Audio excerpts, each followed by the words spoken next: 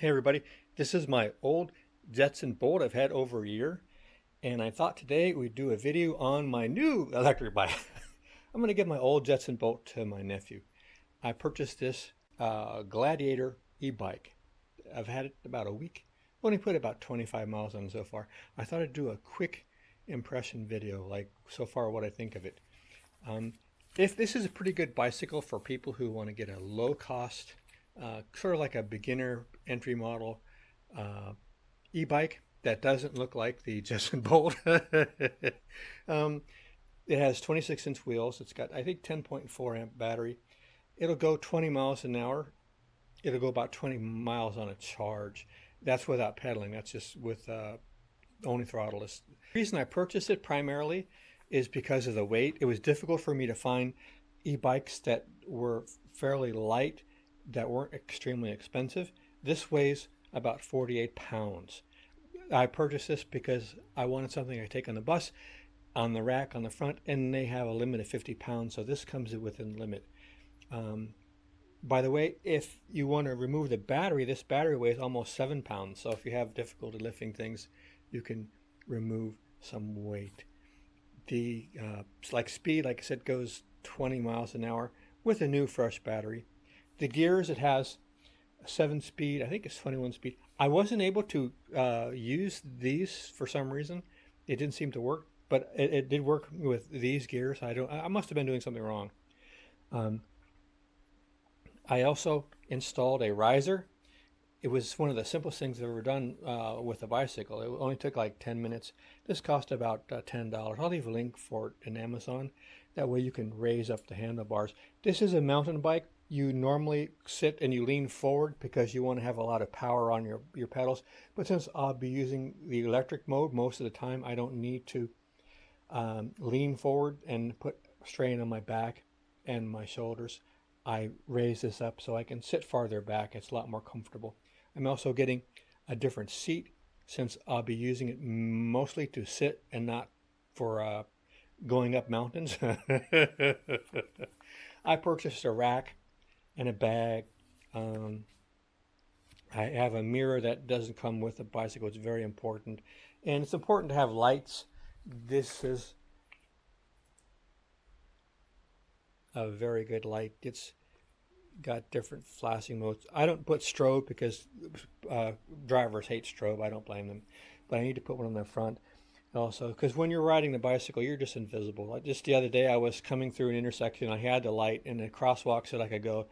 And a guy just came and he went through the crosswalk. He wanted to turn right. And as I'm coming, he just comes right at me. And I have to like go out into the street in front of him to get away. It's like, I had my red hunting jacket on. It was 12 o'clock at noon. I don't know how much the lights are going to help, but I need all the help I can get. You have a bicycle that has a pretty good fit and finish. I couldn't find any blemishes or anything that really looked unseemly or wasn't manufactured correctly. It looks like it's very well made, well put together. Didn't have any problems. It came very quickly. I bought it from Walmart because I wanted something I could take back, and I think I can with Walmart, where I have to ship back with Amazon. Well, I could be wrong. There's some things you get from Walmart you end up having to ship back too, but I think you could take this back to Walmart.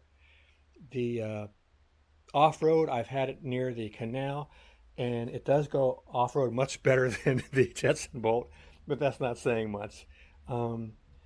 I do like the cruise control aspect of it because you can just dial it in and get cruise control and then just lean back and go down the paths and stuff. When you're someplace where you don't have traffic and so on, you're on a bike path or someplace on a trail, you can just like sit up and go slow speed and just go through nature. It's really nice, pleasant experience.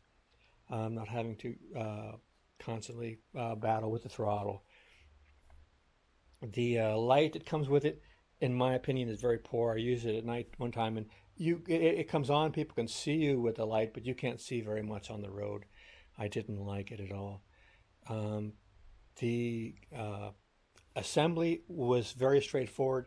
You just have to put in the handlebars, put on the front tire, and then put on the lights and so on. It was a very straightforward, simple operation.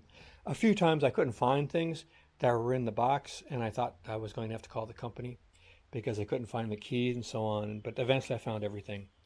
Um, the one thing I don't like is the brakes, because when you're going 20 miles an hour, it's a lot faster than 12 on the Jetson Bolt, and it doesn't stop nearly as quickly as I was expecting to. Um, but like I said, I do like the cruise control. It's a fairly inexpensive price with shipping. Shipping was like 180. It was like 379. Shipping was 180, and it was like $10 or $20 cheaper than Amazon. But I know I'll leave a link to the Amazon accessories that I'm purchasing, but you might have a better deal. Save $20 and get it from Walmart. Um, I think Walmart does now pick up stuff from home on some items. I would definitely get more lights though, even in the daytime. It's good to have. The tires, I kind of think that these are better than some other tires I've seen on the low-end e-bikes. It has the shocks for the front, not the back. It's been a pleasure so far, and like I said, the riser has helped a lot. And it's 21 miles an hour. It goes like that. It goes up to speed very quickly. But if you're looking for a low-end bike, inexpensive bike, Ancheer seems to have a pretty good reputation for customer service and so on. I haven't dealt with them yet, but the only problem is the Jetson Bolt has a lot of videos on YouTube on how to repair it and fix it and modify it and do, where there are no videos on how to fix the electronics and stuff on the Ancheers that I could find, at least not for the Gladiator. So if you're looking for a bike, this might be something to look into. Oh, I forgot to mention, you also have, let's turn it on here.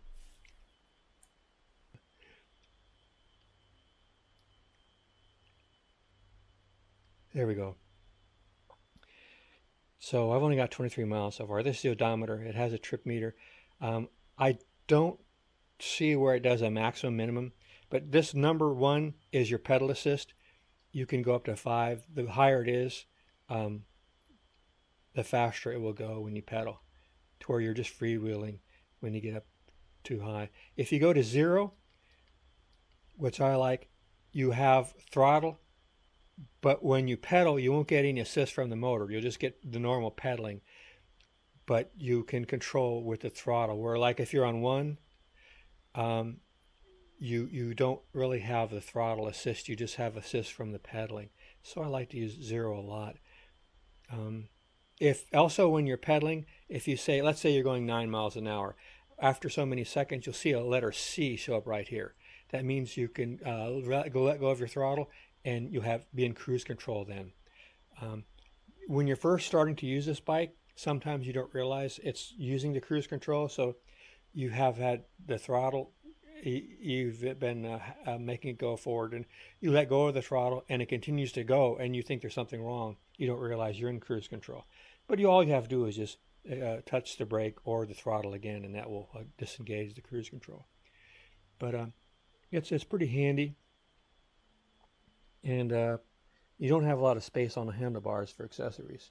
Like I said, I would definitely look into getting a riser if your arms and shoulders and wrists are hurting from leaning forward, because you're not really pedaling, you're just using it as an electric moped.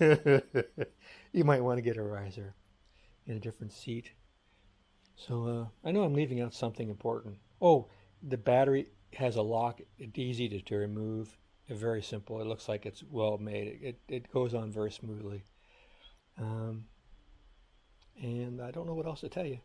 But be safe out there. Be sure you get some lights, and watch out for those crazy drivers and pedestrians. Right, guys. Take care. See you out there.